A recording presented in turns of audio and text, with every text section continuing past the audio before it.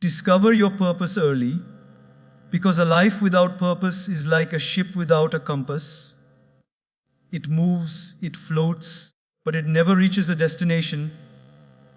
You may wake up every day, go to work, meet people, pay bills, achieve some goals, maybe even gather applause, but deep inside, you'll feel an emptiness that no achievement can fill.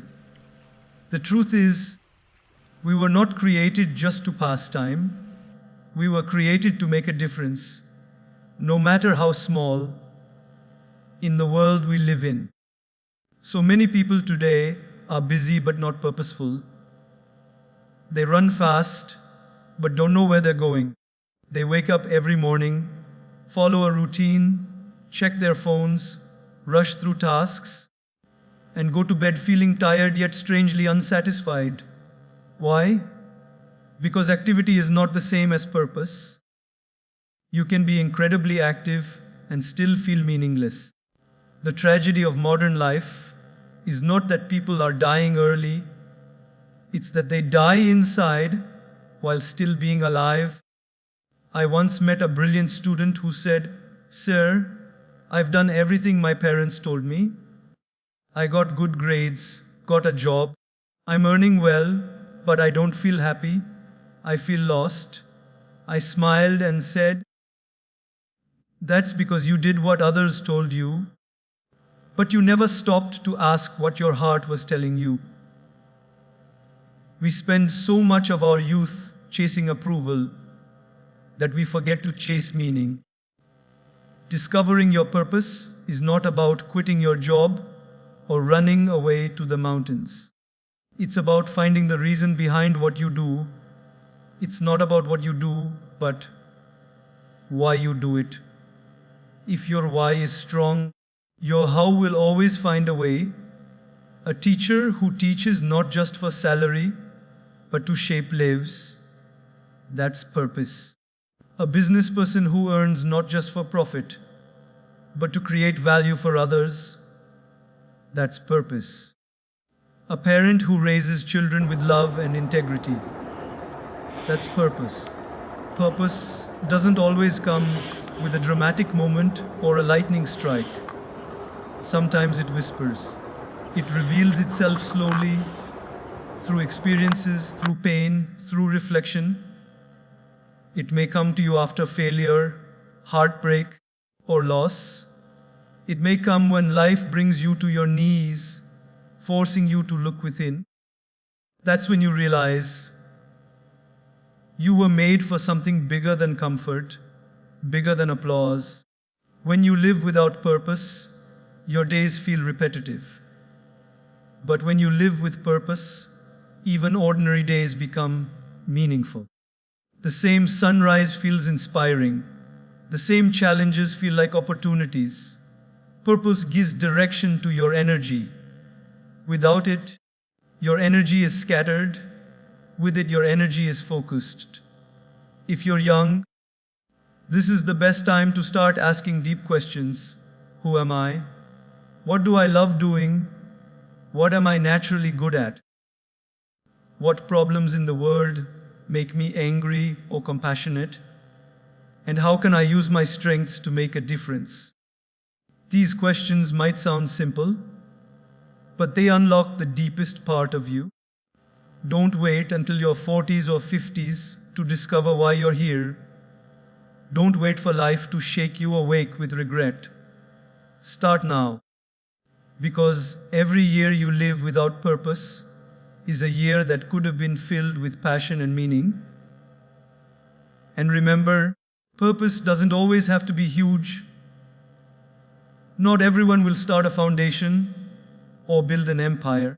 Sometimes purpose is found in small acts, helping one person smile, listening to someone who feels invisible, or simply doing your daily work with sincerity and love. The size of your purpose doesn't matter. The sincerity behind it does. I've met janitors who clean hospital floors with a smile, saying, "Sir, this floor must be spotless because lives are saved here." That's purpose. I've met drivers who say, I drive safely because someone's loved one is in this car. That's purpose. You see, you don't need a title to live meaningfully. You need intention. But why is discovering purpose so hard today? Because the noise of the world is louder than the voice within. Social media tells us what we should want: fame, money, luxury, and we start chasing illusions. We compare our beginnings to someone else's highlight reel and feel we're not enough. But purpose cannot be found on a screen.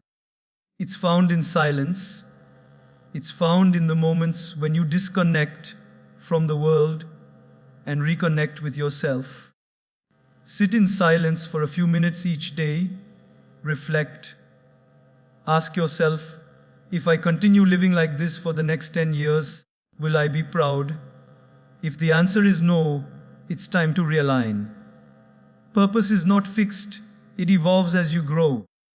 What gives you meaning at 20 may not be the same at 40. Life changes you, and your purpose grows with you. But whatever phase you're in, always make sure your actions reflect your values, not your fears. When you find your purpose, you stop chasing everything that glitters and start valuing what truly matters. You stop competing and start contributing. You stop surviving and start living. The world doesn't need more successful people. It needs more purposeful people. People who wake up every morning with the intention to make someone's life better, to add love, to add kindness, to add meaning. My friends, don't waste your life doing what everyone else is doing. Don't let fear or comfort decide your future.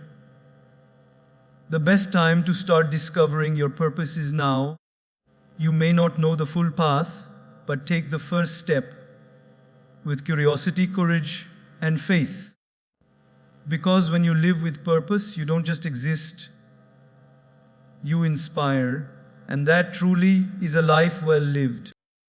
Time, the most valuable resource we have, and yet the one we waste the most carelessly. You can lose money and earn it back. You can lose people and meet new ones. But once time is gone, it never returns. Time is life itself, flowing silently, second by second, never stopping for anyone, not the rich, not the poor, not the powerful. Every tick of the clock is a reminder that life is moving forward, whether we use it wisely or not. You see, my friends, most people don't realize the value of time until it's too late. When they're young, they think they have plenty of it. They scroll endlessly, complain endlessly, and procrastinate endlessly. They say, I'll do it later, tomorrow, next week, next year. But tomorrow has its own demands, and years slip by faster than we imagine. And then one day, you wake up realizing that the later you kept talking about has turned into never. Time is like sand in your hands. The tighter you try to hold it without awareness, the faster it slips away. But if you use it carefully, with intention, you can shape something beautiful out of it. Imagine your life as a book. Each day is a page, each hour a sentence. You can't go back and erase the old chapters, but you can still write a new one today. The problem is, we often confuse being busy with being productive. People say, I don't have time. But the truth is, everyone has time. The same 24 hours given to Einstein, Mother Teresa, and every person who changed the world. The difference is how they used it. The successful, the wise, the fulfilled. They didn't have more hours. They simply had more awareness. They guarded their time like a treasure because they knew it was sacred. Ask yourself honestly, how much of your time goes into things that don't bring value to your life? How many hours are spent scrolling through other people's lives instead of building your own? How often do you sit down for just 5 minutes on your phone and lose an entire hour? We think we are consuming social media, but in truth, it is consuming us, consuming our focus, our discipline, and our precious time. I once heard a story of a man who worked tirelessly for 40 years. He missed family dinners, skipped vacations, and ignored his health, all in the name of building a future. When he finally retired, he was wealthy but lonely. His children had grown distant, his health had deteriorated, and his mind was filled with regret. He told me, if I could go back, I'd trade half my money for more time with my family. But the sad reality is, time doesn't trade, it only moves forward. Time is the one thing you can't store, borrow, or recycle. You can't pause it. You can't buy more of it, but you can honor it. And the best way to honor time is by using it for what truly matters: growth, love, service, learning, and meaningful moments. If you spend your time chasing what lasts, you'll never regret how you spent it. When you value time like oxygen, your priorities change. You stop wasting hours on gossip and start investing them in gratitude. You stop chasing approval and start building self-respect. You stop complaining about what you don't have and start working on what you can improve. Every minute becomes an opportunity to grow. There's a saying, if you want to know the value of a year, ask a student who failed an exam. If you want to know the value of a month, ask a mother who gave birth prematurely. If you want to know the value of an hour, ask lovers waiting to meet. If you want to know the value of a minute, ask the person who just missed the train. And if you want to know the value of a second, ask the driver who just avoided an accident. That's how powerful time is. It defines everything, yet we treat it like it's endless. We delay dreams because we think we have decades ahead. We avoid apologies, thinking there's always time to make things right. We don't express love, assuming the other person will always be there. But one day the chance is gone, and what remains is regret. If you truly value your time, learn to say no. No to distractions, no to people who drain your energy, no to habits that waste your days. Every time you say yes to something meaningless, you are saying no to something meaningful. Time management isn't about filling your schedule, it's about protecting your purpose. You don't have to do everything, just do what matters most. Focus on what aligns with your goals and values. Create moments that feed your soul, not your ego. Even small habits, reading for 15 minutes, spending time with family, reflecting before bed, these are investments that compound with time. But idleness, distraction, and procrastination, they are silent thieves that rob your future. I once asked an elderly man, "What's your biggest regret?" He smiled and said, "That I wasted too much time worrying about things that never happened." How true that is. We spend so much time in fear of the future and regret of the past that we forget to live in the present, the only place where life actually exists. My friends, guard your time like it's gold. Wake up with intention. Plan your day, but also fill it with peace. Don't rush through life, experience it deeply. Remember, it's not about how long you live, but how well you live within the time you have. Each morning is a new gift. 86400 seconds. and how you use them will define who you become. When your final day comes, and it will, you won't wish for more money or more followers. You'll wish for more time with the people you love, more moments of peace, more time spent doing what truly mattered. So live today like it's a gift because it is. Use your time to build something that outlives you: kindness, wisdom, compassion, memories. And every night, when you close your eyes, don't ask, "Did I do everything?" Ask instead, "Did I use my time meaningfully today?" If the answer is yes, then no matter what happened, you have truly lived that day well. Because when you value time like oxygen, you stop wasting your life and start breathing it fully, gratefully, and purposefully. Choose growth over comfort. It sounds simple, but in truth, it's one of the hardest choices you'll ever make in life. Because comfort feels good, it's familiar, it's easy, it's safe. Growth, on the other hand, is uncomfortable. It stretches you, challenges you, exposes your weaknesses, and forces you to confront parts of yourself you'd rather ignore. But that discomfort, that very pain you try to avoid, is the birthplace of transformation. When you stay in your comfort zone, you live in repetition. Every day looks the same, every experience feels predictable. You may feel safe, but deep inside, you know something is missing. That quiet restlessness, that whisper saying, "You're made for more." And that whisper won't stop until you listen. Growth begins the moment you step beyond what's easy and familiar. Think about a seed. To become a tree, it must break apart. It has to push through dark soil before it ever sees light. That's what growth is like. It's not pretty at first. It's messy, it's lonely, and it often feels like breaking.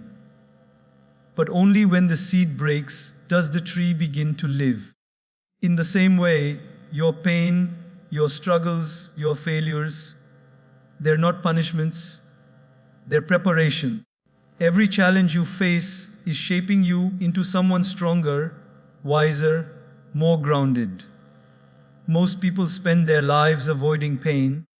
They want success without sacrifice, strength without struggle, growth without discomfort. But life doesn't work that way.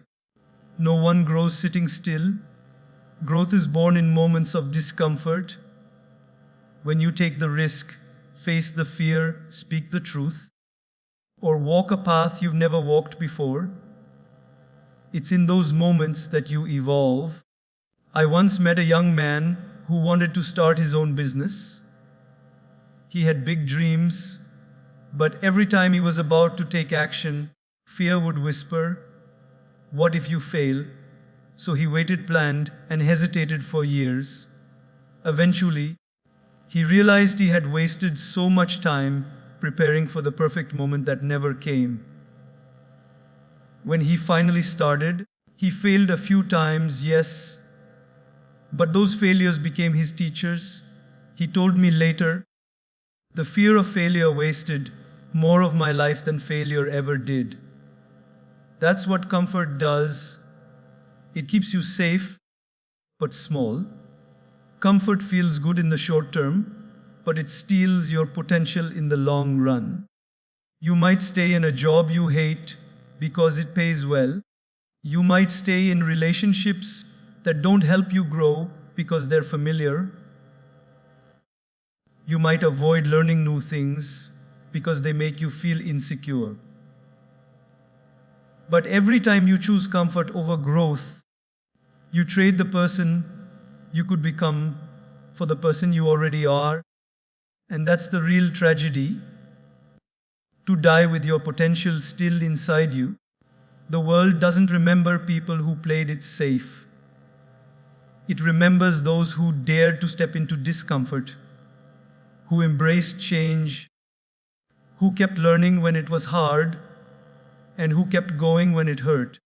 Every great achievement in history came from someone who was willing to be uncomfortable. Think of a butterfly. Before it flies, it's trapped inside a cocoon. The struggle it faces to break free isn't punishment, it's preparation. If someone cuts the cocoon open to help, the butterfly never learns to fly. Its wings stay weak because the struggle was necessary for strength. Life works the same way.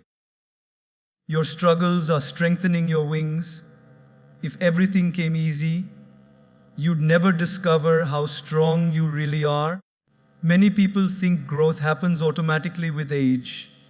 It doesn't. Growing older is mandatory. Growing wiser is optional. You can live 60 years and still repeat the same mistakes because you chose comfort over growth. Real growth happens when you reflect, adapt, and learn. It happens when you stop blaming others and start taking responsibility for your life. Discomfort is not your enemy, it's your guide. Every time life feels uncomfortable, it's showing you an area where you can grow. When you feel fear, it's not a sign to stop. It's a signal that something meaningful is on the other side. Don't run from that feeling, lean into it. The path to your best self always runs through discomfort. Sometimes people say, "But I'm afraid of failing." Let me tell you something: failure is not the opposite of growth, it's a part of it. Failure teaches what comfort never can. When you fail, you learn humility, resilience, patience, and courage. You learn to get up, dust yourself off, and keep going. Every failure carves a lesson into your soul, shaping you into someone stronger. The key is not to avoid falling, it's to never stop rising. If you look back at your life, you'll realize that the moments that changed you the most were never the easy ones. They were the moments that hurt, that scared you, that forced you to grow. Think of the time you faced rejection, or loss, or uncertainty. You came out wiser, more aware, more compassionate. Pain teaches you what pleasure never can. When you start choosing growth, your life changes. You stop seeking validation from others because you understand your own journey. You stop fearing change because you know it's a sign of life. You stop clinging to the past because you trust that the future holds new lessons. Growth gives you confidence, not because everything gets easier, but because you get stronger. And remember this: growth doesn't mean you must always be doing something big. Sometimes growth is silent. It's in the patience you show when things don't go your way. It's in the forgiveness you offer when someone hurts you. It's in the discipline of choosing what's right over what's easy. Growth isn't loud, it's steady. My friends, life will always give you two doors. One marked comfort, the other marked growth. The first looks beautiful, warm, and safe. The second looks uncertain, dark, and hard. Most people walk through the first door because it feels familiar. But if you want to truly live, walk through the second. Yes, it will be uncomfortable. Yes, it will be painful. But on the other side of that door, you'll find your strength, your confidence, your freedom, your true self. So, the next time you feel fear or discomfort, don't run away. Smile, because it means you're growing. Growth may not feel good in the moment, but in the end, it's the most beautiful feeling in the world.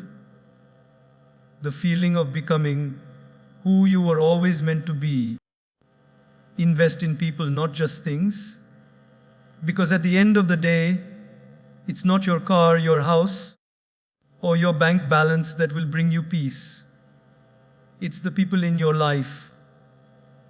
The love you give, the kindness you share, the connections you build. These are the true riches of life. We live in a world where we've started loving things and using people, when it should be the other way around. We should love people and use things. Things were made to be used, and people were made to be loved. The problem starts when we reverse that. Look around. We're surrounded by noise, notifications, and possessions, but still many feel lonely. We have more followers than ever, but fewer real friends. We can connect with anyone in seconds, yet we're disconnected from those sitting right beside us. We're busy collecting things that lose value and neglecting people who give life meaning. Relationships are not investments of convenience. They are investments of care, patience, and understanding. I once met a successful businessman who said to me, "Sir, I built everything I dreamed of. A mansion, cars, fame. But when I come home, there's no one waiting for me." His voice trembled when he said, "I realized too late that I spent my whole life building my business and not my relationships." That sentence stayed with me. Because the truth is, you can buy comfort, but not connection. You can buy medicine, but not health. You can buy attention, but not affection. The most valuable things in life are never things. When you invest in people, you plant seeds of joy that grow far beyond you.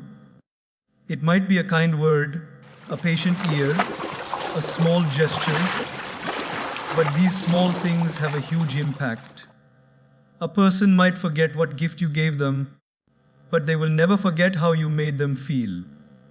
Sometimes, all someone needs is a little compassion to remind them that they matter. Relationships are like gardens.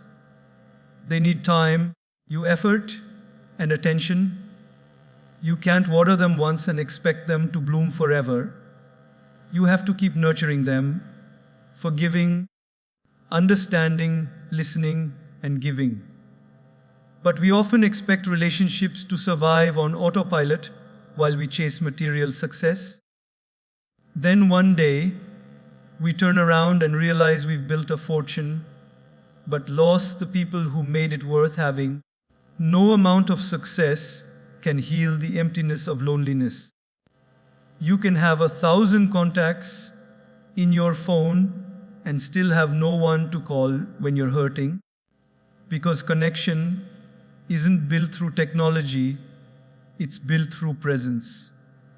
When you sit with someone, put away your phone, look into their eyes, and truly listen, that's connection. That's an investment that no market crash can ever erase. I remember a story about an elderly woman in a hospital. She had no family visiting her. When a nurse asked if she wanted anything, she said, "Just someone to talk to." It broke my heart because she didn't ask for comfort, food, or gifts. She asked for presence. That's what people long for the most, to be seen, to be heard, to be valued. When you invest in people, you give them that gift, the gift of being human together. The irony is, the more we chase wealth, the more we drift from what truly makes life rich. People who live with love and connection may not have much materially, but they sleep peacefully at night. Because real wealth is not counted in your possessions, but in your relationships. A life full of people who love you is a life well lived, no matter how much money you have in your account. And remember, investing in people doesn't mean only giving when it's easy. Sometimes it means being there when it's hard, when they're angry, when they fail, when they're broken. It's easy to be there for people in their success, but true friendship is proven in their struggle. It means listening without judging, helping without expecting, and loving without conditions. That's real investment. Many of us expect perfection from people. We want them to never hurt us, never disappoint us. But relationships are built between imperfect humans. People will make mistakes, so will you. If you expect flawlessness, you'll end up alone. Instead, learn to forgive. Learn to look beyond the moment and see the heart. Relationships don't need perfect people, they need patient ones. Sometimes, investing in people means letting them go. Not everyone is meant to stay forever. Some come to teach you lessons, others to test your strength. When someone leaves, don't let bitterness close your heart. Keep loving, keep giving. Because every act of love enriches your soul, even if it's not returned the way you expected. I've seen many people on their deathbeds. None of them ever said, "I wish I had bought more things." They always said, "I wish I had spent more time with the people I love." Think about that for a moment. We spend our entire lives running after things that won't matter when our time is up. What will matter then are the people who held your hand when you were weak, who made you laugh when life was hard, who believed in you when you didn't believe in yourself. If you want to know the quality of your life, don't look at your possessions, look at your relationships. Are you present with your loved ones? Or are you distracted by things that won't matter in a year? Do you call your parents often? Do you check in on your friends? Not just when you need them, but when they need you. These are small questions, but they define the richness of your life. So, invest in people, listen more, judge less, give more, expect less. Value hearts over things, conversations over transactions. Because one day, everything you own will fade, but the love you gave will echo in the lives you touched. When you leave this world, people won't remember the car you drove or the house you lived in. They will remember how you made them feel, how you lifted them, how you loved them. That's the true legacy, not wealth, not fame, but love. My friends, build your life around people, not possessions. Because in the end, when all the noise fades and the lights dim, it's not the things that will stand beside you. It's the people you've invested in, the souls you've touched, and the love you've shared. That is what makes a life truly beautiful. Detach from comparison. It sounds easy, but it's one of the hardest things to do in today's world. Everywhere you look, someone seems to be doing better. Someone is richer, more successful, more attractive, more popular. You scroll through social media, and it feels like everyone else is living their dream life while you're just trying to get through the day. But what you see is not reality. What you see is a highlight reel, the best moments of someone's life, carefully edited, filtered, and posted to look perfect. You don't see their struggles, their insecurities, their sleepless nights. You see their best 10 minutes and compare them to your worst days. And that, my friends, is how comparison slowly steals your joy. When you compare yourself to others, you stop appreciating your own journey. You start measuring your worth through someone else's timeline. You look at where they are and feel like you're behind. But life is not a race. You're not meant to walk someone else's path.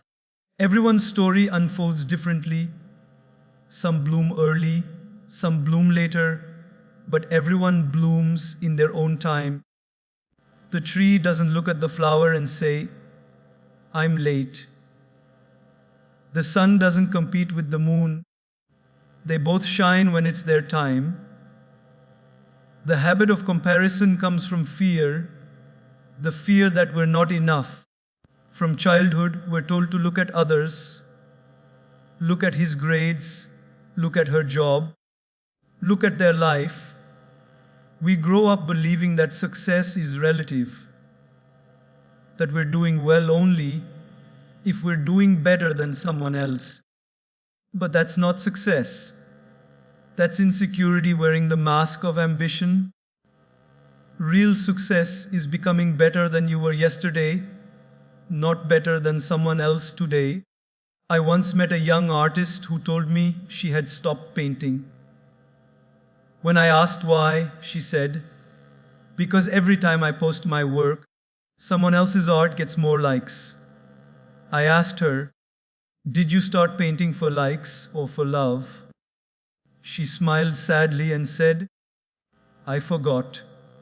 That's what comparison does. It makes you forget why you started. It turns passion into pressure and joy into jealousy.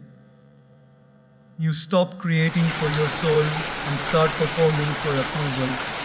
When you compare, you lose sight of your blessings.